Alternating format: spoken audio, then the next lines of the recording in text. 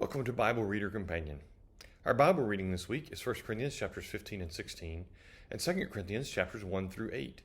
Our memory verse this week is 2 Corinthians 4 and verse 16, which reads in the New King James, "Therefore we do not lose heart. Even though our outward man is perishing, yet our inward man is being renewed day by day." You know, sometimes when we think about renewal, we just think about the positive. We think about from a physical standpoint, the feeding and the eating and the washing. But sometimes, in order to get better, we also have to have some negative. Maybe we need to take some medicine to make our body heal. Maybe we need to take a shot that hurts a little bit in order to protect us against disease.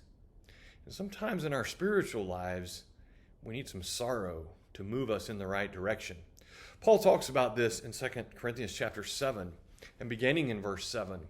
2 Corinthians chapter 7 and beginning in verse 7 in the New King James says, "And not only by his coming, but also by the consolation with which he was comforted in you, when he told us of your earnest desire, your mourning, your zeal for me, so that I rejoiced even more. For even if I made you sorry with my letter, I do not regret it, though I did regret it, for I perceive that the same epistle made you sorry, though only for a while. Now I rejoice, not that you were made sorry, but that your sorrow led to repentance. For you were made sorry in a godly manner, that you might suffer loss from us in nothing. For godly sorrow produces repentance leading to salvation, not to be regretted, but the sorrow of the world produces death.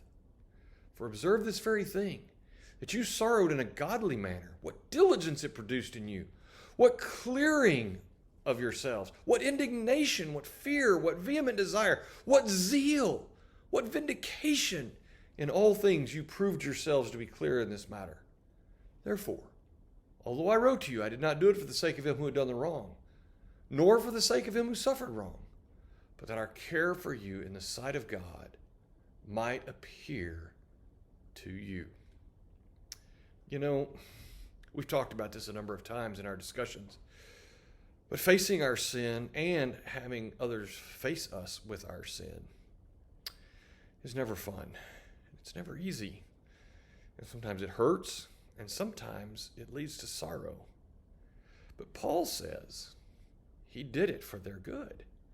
He did it to help them. And he said that although he hated that it made him sorry, he was glad that sorrow led to their repentance. It led to zeal and vehement desire and doing what is right. You know, sometimes we're sorry, but we're sorry, as he talks about, with a worldly sorrow, and that is, we're really just more sorry that we got caught. We're not sorry that we did something wrong. We're not sorry that sin is in our lives. We're sorry that somebody else knows about it. Well, that's just not right.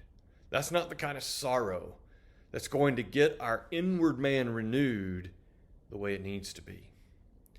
Just as with our physical body, if we find something wrong, if I go to the doctor and the doctor says, "You've got a mass, you need to remove it or it could be deadly."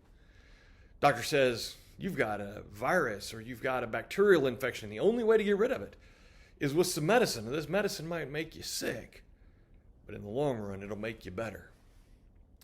Sometimes we do those things not because we enjoy the treatment, not because we enjoy going to the doctor and being told that there's something wrong with us, but because we desire for our outward man to be able to endure as long as possible with as much health and enjoyment as possible. Shouldn't we have the same consideration for our inward man? Shouldn't we, when others bring to us or when we ourselves encounter and realize that we are sinful, shouldn't we be sorry and shouldn't we engage in the treatment, even if painful, that it takes to clear that of ourselves and be right with God? We should all desire that so that we can have Paul's confidence in which he said, "Therefore, we do not lose heart. Even though our outward man is perishing, yet our inward man is being renewed day by day." Let us daily renew our inward man, whatever it takes. Thank you for thinking on these things, and we hope you'll join us again next week.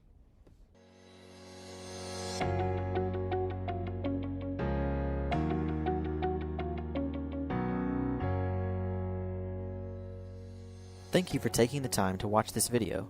Subscribe to our YouTube channel and follow us on Facebook for more content like this.